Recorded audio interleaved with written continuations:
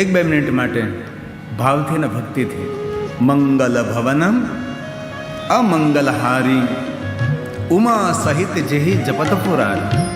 ઉમા સાથે મહાદેવ જેમને યાદ કરે છે એવા ભગવાન શ્રી હરિ, ભગવાન વિષ્ણુ, ભગવાન પ્રભુ રામ, અમારા સૌનું મંગલ થાય એવી અમે તમને પ્રાર્થના કરીએ છીએ.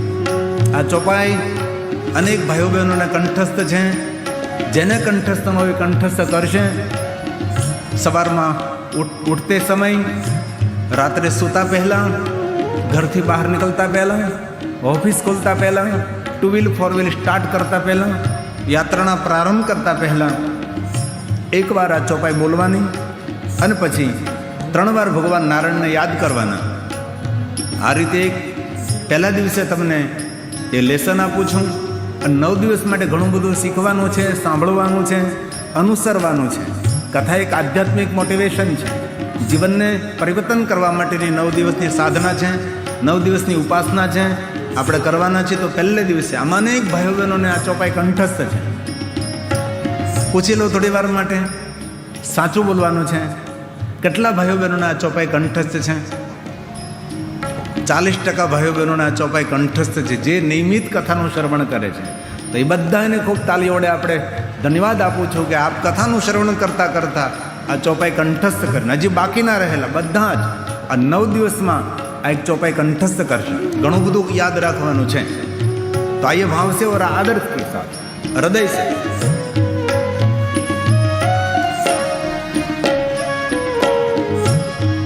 मंगल भवन अमंगल हारी उमा सहित जेही जपत पुरारी. मंगल भवन अमंगल हारी उमा सहित जेही जपत पुरारी. ओम नमो नारायण नारायण. बोलिए बोलिए. ओम नमो नारायण नारायण. ओम नमो नारायण नारायण. ओम नमो नारायण नारायण. ओम नमो नारायण नारायण. ओम नमो नारायण नारायण.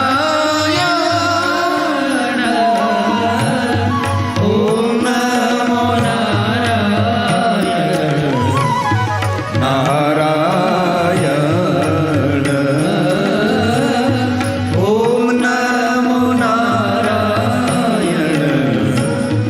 नारायण. ओम नमो नारायण नारायण. ओम नमो नारायण नारायण. ओम नमो नारायण नारायण.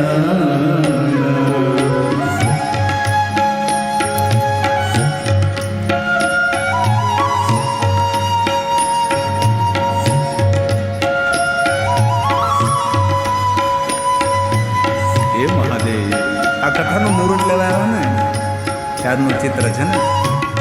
આપ જ્યારે કથા માટે આવ્યા હતા ત્યારનું છે. ટેલિવિઝનમાં તાલી महादेव ने वाहले साथ में शाबाश.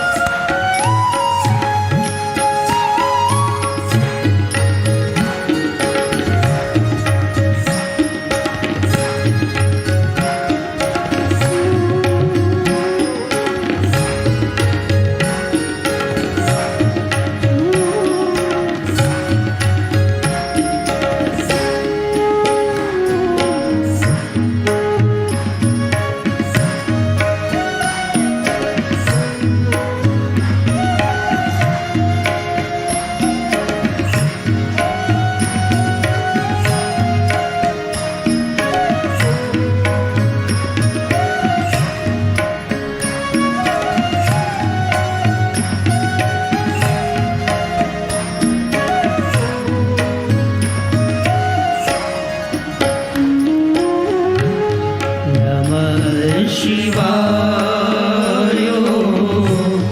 नमः शिवाय। बोलिए, आवाज निकालिए साथ में।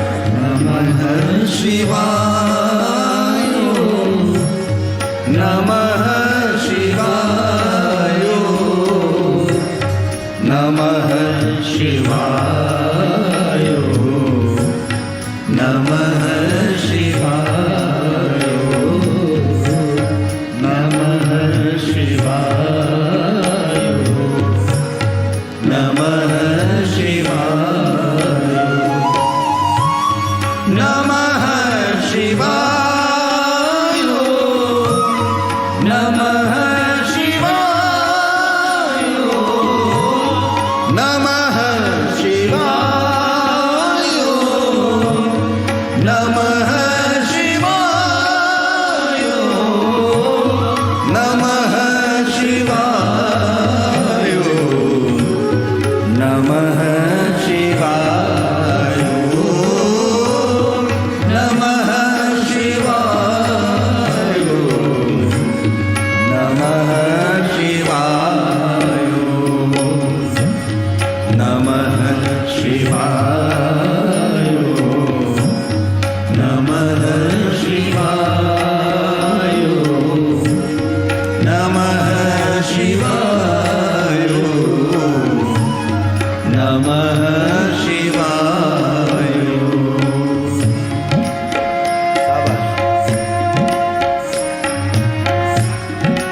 हे महादेव, हे महादेव, हे महादेव। हलता चलता बेचता उठता खाता पीता ऊँगता जागता, घर में वन में शमशान में, पवित्र अवस्था में अपवित्र अवस्था में निरंतर दिवागरे वर्तते तस्य सफलम जीवितम। महादेव महादेव महादेव महादेव महादेव।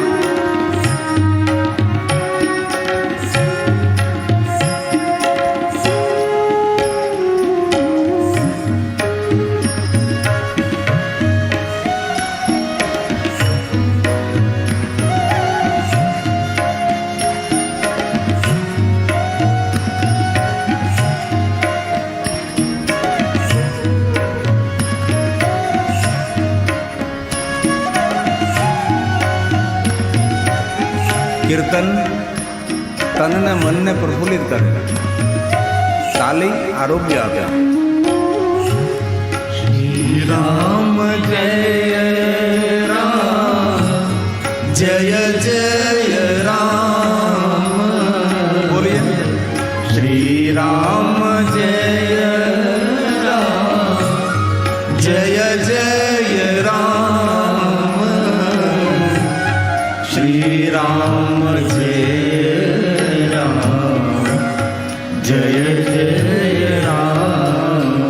बोलिए बोलिए, श्री राम जय राम जय जय। आवाज निकालिए जोर से प्यार से।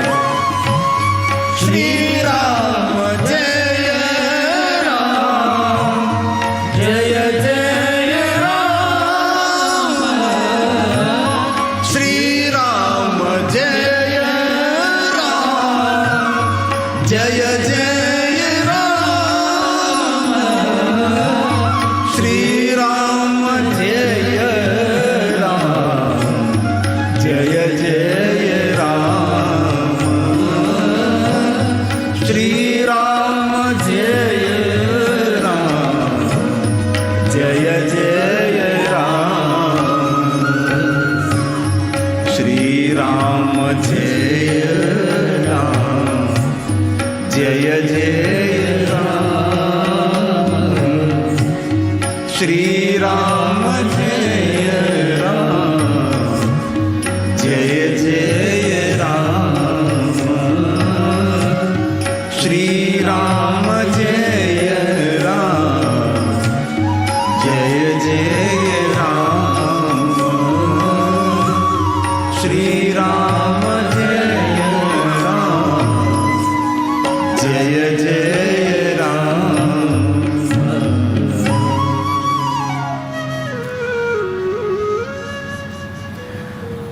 भगवान महर्षि वेदव्यास रचित શિવ મહાપડ ગ્રંથમાં જીવ માત્ર માટે બહુ જ કલ્યાણકારી વાતો કરી છે. એવું કોઈ દિવસ ન સમજવું કે મહાદેવના ભક્તો માટે જ શિવ મહાપડ ગ્રંથ છે.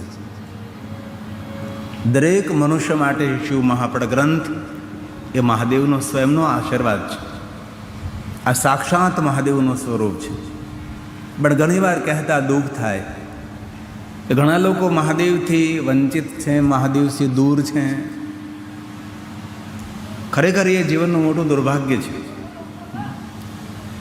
આ દરેક જીવ ભગવાન શિવનો એક અંશ છે. જેમ આકાશમાં પ્રકાશ આપતો સૂર્ય છે, એક એક કિરણ એ સૂર્યનારાયણનો એક અંશ છે.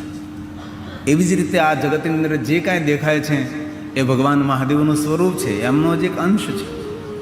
એટલે ભૂલથી એવું ન સમજવું કે આ તો મહાદેવના ભક્તો માટે જ આ ગ્રંથ છે. આ જીવ માત્ર માટે શિવ મહાપડ ગ્રંથ છે.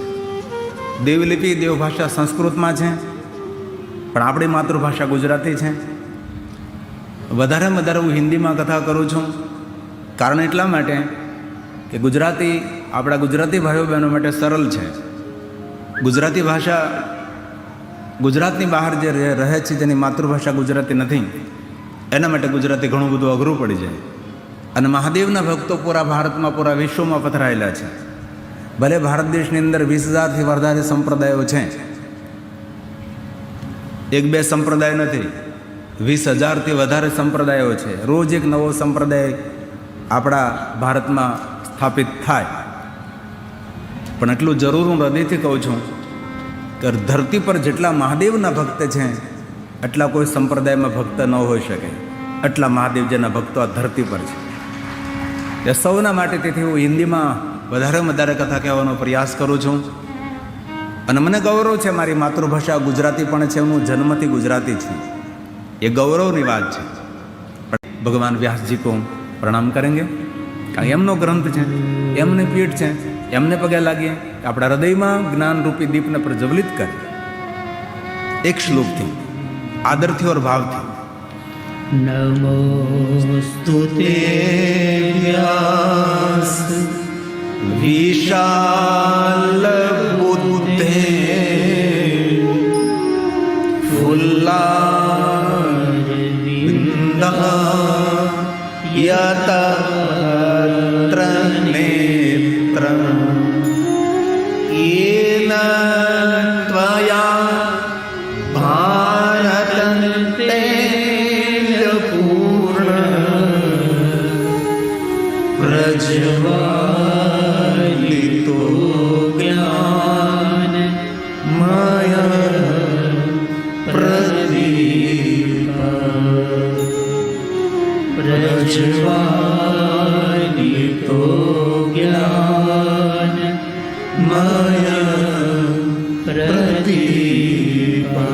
ભગવાન વ્યાસજીને પ્રણામ કરીએ.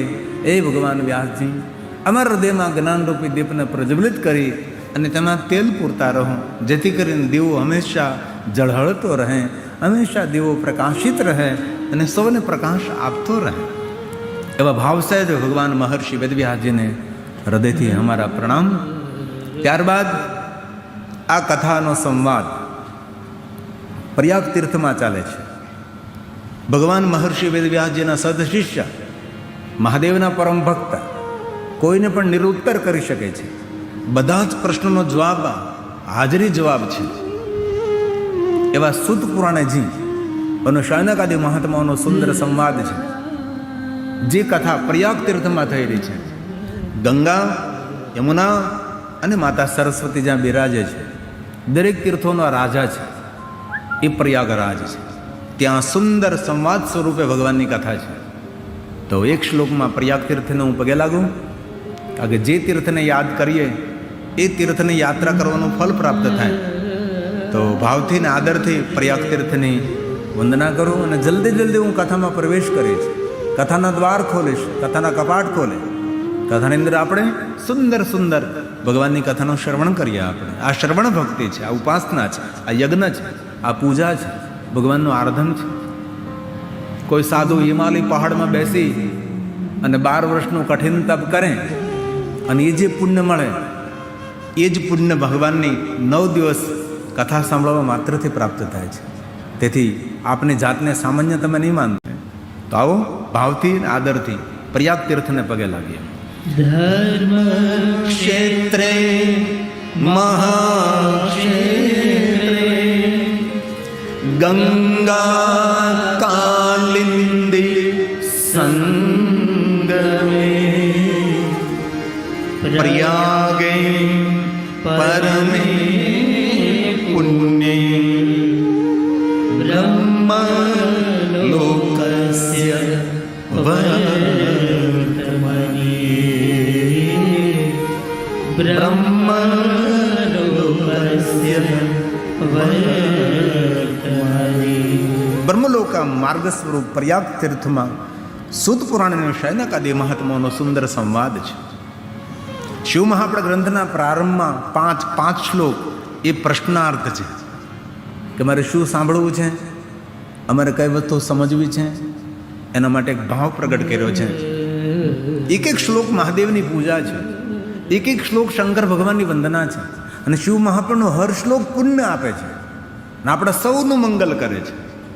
બધા જ શ્લોક તો આપણે ન બોલી શકીએ, કારણ કે બધા શ્લોકો બોલવા રહી તો સમય ઘણો બધો જતો રહે. તેથી આપણે વાર્તા સ્વરૂપે, ભગવતી વાર્તા સ્વરૂપે ભગવાન મહાદેવની કથાનો સુંદર સંવાદ કરશે. તો ભગવાન મહર્ષિ વેદવ્યાસજી પહેલો શ્લોક એ વક્તાના મુખમાં નથી રાખ્યો. પહેલો શ્લોક એ કથા સાંભળનાર શ્રોતાઓના મુખમાં છે. તેથી વક્તાથી કથા પ્રારંભ ન થાય, શ્રોતાથી કથા પ્રારંભ થાય. કથા સાંભળનાર બધા જ મહાત્માઓ સુત પુરાણને કહે છે, એ મહાપ્રજ્ઞ, એ સુતજી, ભગવાન મહર્ષિ વેદવ્યાસજીના આપ કૃપા પાત્ર છો. આપના પ્રત્યે મેં ભાવ પ્રગટ કરીએ છીએ. આ પુરાણની અંદર જે જે કહ્યું છે આપ અમને સૌને કહેવાનો પ્રયાસ કરો. આવો એક ભાવ પ્રગટ કર્યો છે. અને એવી રીતે કથા કહો આખ્યાન સ્વરૂપે, કોઈ પણ વાતનું શબ્દ ચિત્ર મારી આંખની સામે તરવરે, આવી રીતે સુંદર કથા કહો ને સિદ્ધાંત સાથે કથા કહો. અને ભગવાનની કથા અમને સંભળાવો, અમારા સૌનું મંગલ કરો. આવો ભાવ પ્રગટ કર્યો છે આ પ્રથમ શ્લોક શિવ મહાપ્રદ ગ્રંથ. ધીરે ધીરે આપણે કથામાં પ્રવેશ કરશું, ભાવથી અને આદરથી થાત. તેથી ભક્તિથી અને ગહેરી શ્રદ્ધાથી આ કથા સાંભળજો. જેટલી તમારી શ્રદ્ધા પ્રબળ, આટલી કૃપા વિશેષ, જેટલો દ્રઢ વિશ્વાસ એટલી ભગવાનની ખૂબ કૃપા. તેથી આ શ્રદ્ધા અને વિશ્વાસનું એક સુંદર અનુષ્ઠાન છે. તો ભાવથી આદરથી હવે કથાનો પ્રારંભ કરું છું. પ્રથમ શ્લોક શિવ મહાપ્રદ ગ્રંથ. હે સૂત મહાપ્રજ્ઞ સર્વ સિદ્ધાંત વિત પ્રભો આખ્યાયી મેં કથા સારમ પુરાણ વિશેષત પુરાણ વિશેષત. સુંદર સુંદર પુરાણોની કથા કહો, કથાનો સાર કહો. આ કથા મને કયો સંદેશ આપે છે, કથા મને શું કહેવા માગે છે, એ સમજાવવાનો પ્રયાસ કરજો. અને હે સુત પુરાણજી, એક માગણી છે. અમે સૌ બ્રહ્મચારી તો ન બની શકીએ, પણ સદાચારી બની શકીએ એવી કંઈ વાતો સંભળાવો. અને દિન પ્રતિદિન ભગવાન પ્રત્યે મારી ભક્તિમાં વૃદ્ધિ થાય એવું કંઈક સંભળાવો. અને હે સુત પુરાણજી, અને અમારા વિવેકમાં વધારો થાય, અમે દિન પ્રતિદિન વધારે વધારે વિવેકી બનીએ એવી સુંદર સુંદર વાતો સંભળાવો. અને બહુ હૃદયથી કહું છું, જેના જીવનમાં દિન પ્રતિદિન વિવેક વધે ને એના જીવનમાં બધું વધે. માન સન્માન પ્રતિષ્ઠા. કારણ કે જીવનનું મૂળ તો મૂળચંદ બાપા વિવેક છે.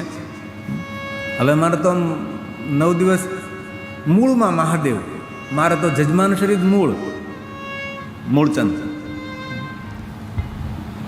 જેના મૂળમાં વિવેક હોય છે એના વૃક્ષરૂપી જીવનરૂપી વૃક્ષને ફળ ના આવે, અમૃત ફળ આવે. તેથી કેટલી સરસ વાત કરી, વિવેકો વર્ધતી કથા.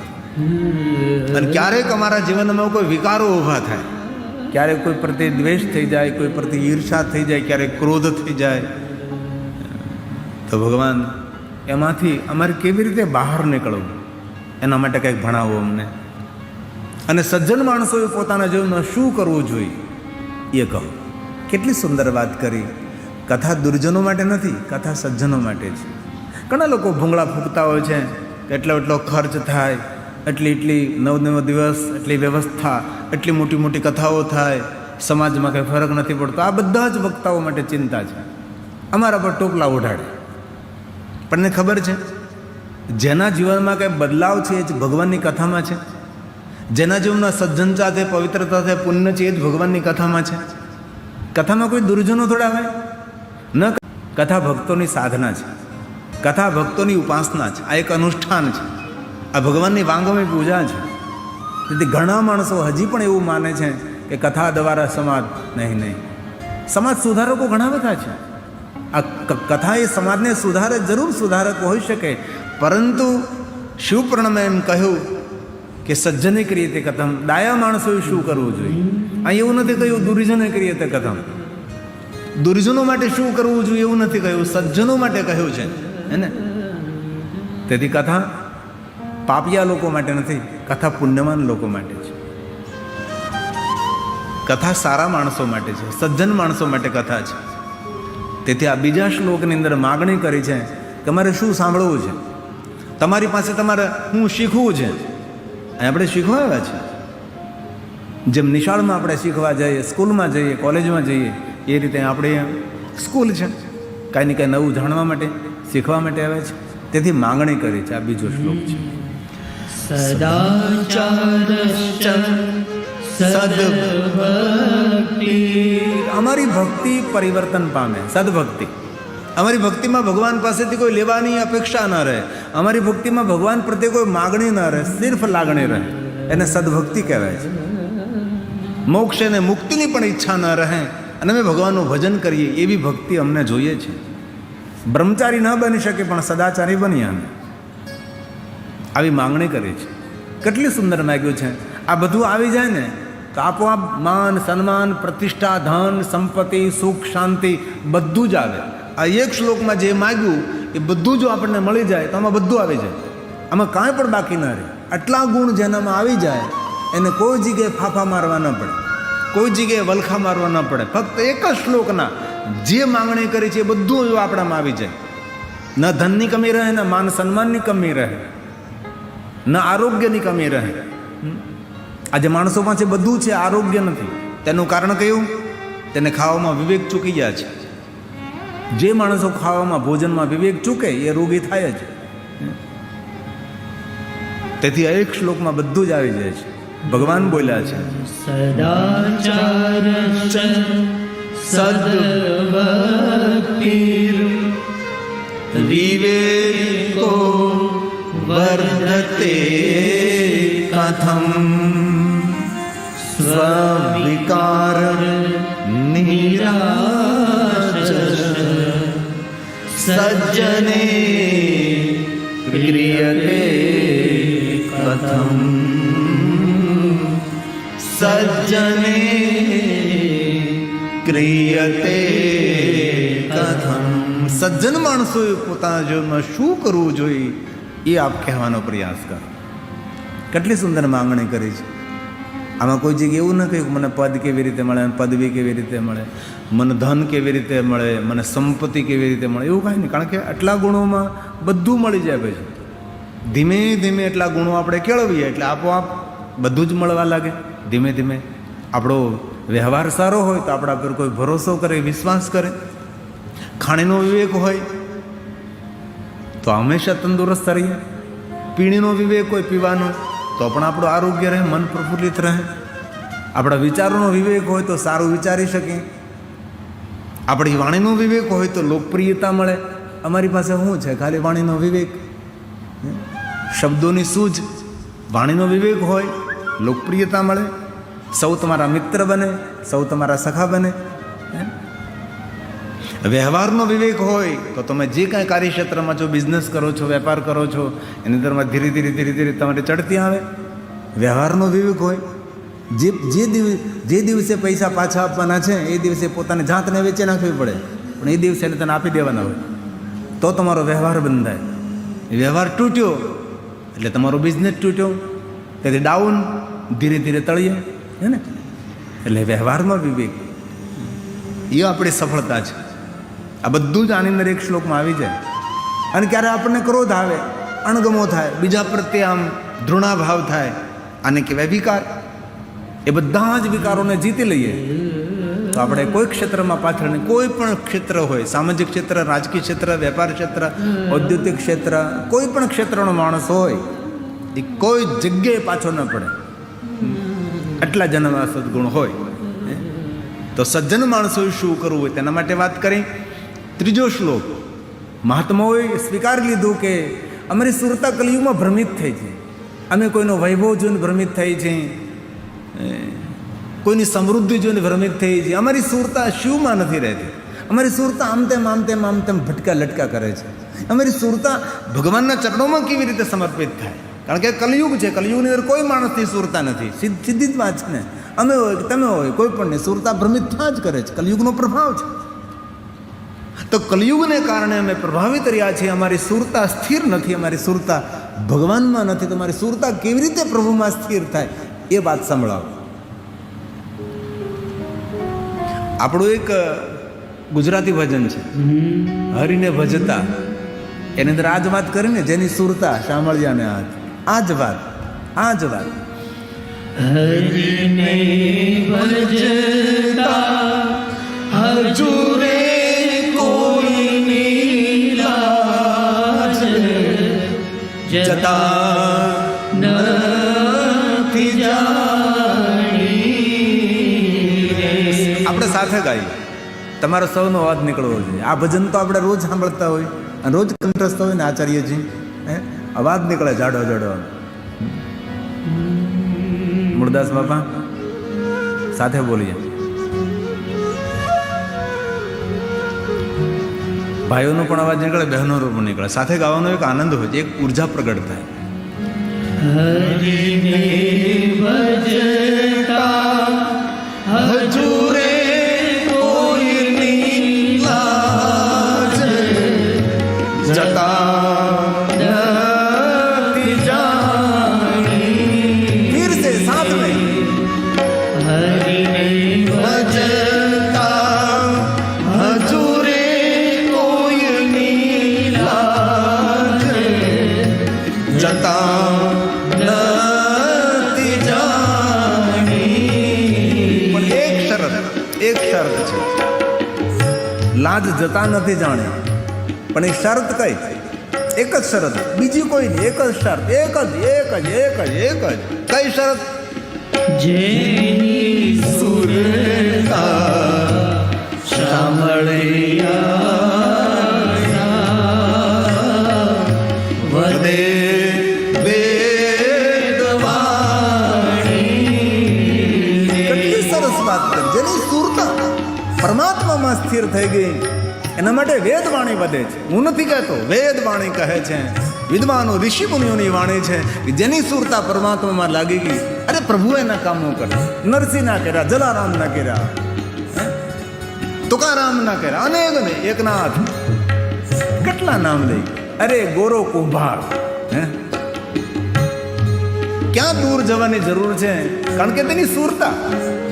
તેથી શું કરવાનું છે? પહેલા દિવસે કરતા જાઓ ઘરનું કામ, લેતા જાઓ. બોલો તો સહી. કરતા જાઓ ઘરનું કામ, લેતા જાઓ તો લેજો. બસ આ ભક્તિ. આપણે ક્યાં હિમાલય પહાડમાં જવું છે? આપણે ક્યાં હિમાલય પહાડોની કંદરામાં બેસવું છે? આપણે ક્યાં ઘનઘોર જંગલમાં જવું છે? આપણે તો સમાજની સાથે રહી. અને એક વાત કહું, ગ્રસ્ત આશ્રમમાં રહીને જે ભગવાનનું ભજન કરે ને એ ભક્ત ભગવાનને બહુ વાલો લાગે છે. આપણા પરિવારની સાથે, સૌની સાથે રહીને ભગવાનનું ભજન કરી એ ભગવાનને બહુ વાલો લાગે છે. તેથી આ શરત છે. પ્રભુ ક્યારે કામ કરે? જ્યારે સુરતા ભગવાનમાં આપણે જોડાઈ જાય. બોલીએ સાથે. જેની સુરતા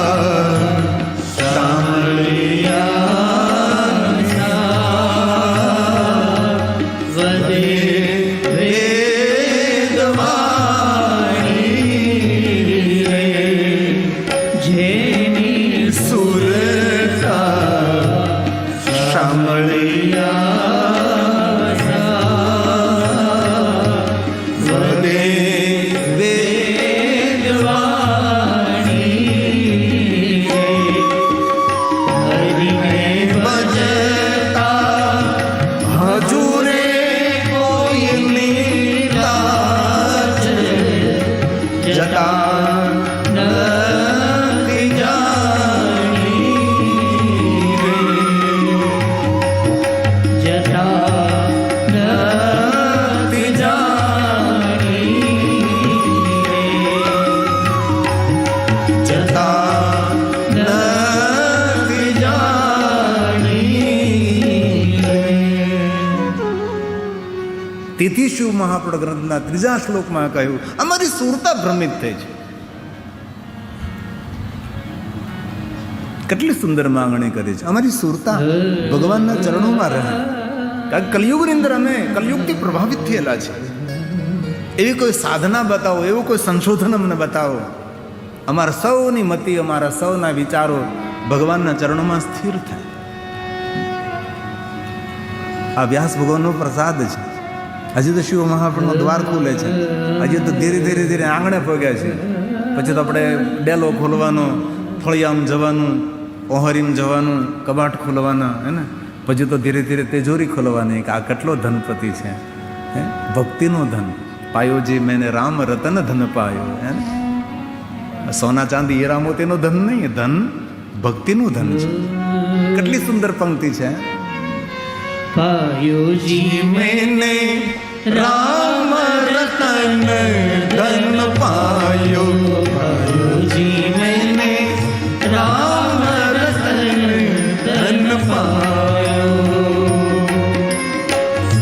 વસ્તુ अमोलिक दी मेरे सद्गुरु. वस्तु अमोलिक दी मेरे सद्गुरु. કૃપા કરે अपनायो. पायो जी मैंने राम रतन धन पायो.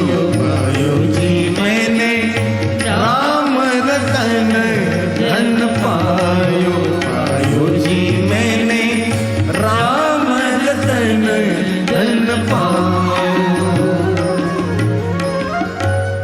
તેથી 3જા શ્લોકની અંદર વાત કરી અમે કલયુગમાં સૌ ભ્રમિત થયા છે. હજી તો દ્વાર ખુલે છે. ભગવાનની ભક્તિની તિજોરી સુધી પહોંચવું છે હજી તો.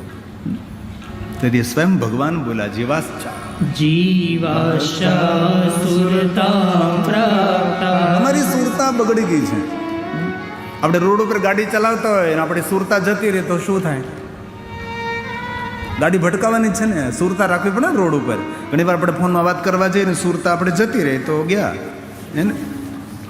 એ સુરતાનો મહિમા છે. અહીંયા હું કથા કરું છું ને મારી સુરતા જતી રહે તો તેથી સુરતાનું મૂલ્ય છે ને, હે ને. તમે ગાડી ચલાવો તો કાંઈ કામ કરતા હો, સુરતા જતી રહે. રસોઈ બનાવતી બહેનોને સુરતા જતી રહે, દાજી જાય, હે ને. સીધી વાત છે ને. તેથી કહ્યું કલયુગની અંદર આ સૌ માટે વિડમણા છે. આપણે સૌ માટે છે, આ કાંઈ એક દો માટે નથી, હે ને. જીવાશા સુરતા પ્રાપ્તા. प्रायो रे कलाविह तस्य संशोधने किं विद्यते परमायनम्. विद्यते परमायनम्. કેટલી સુંદર વાત કરી છે.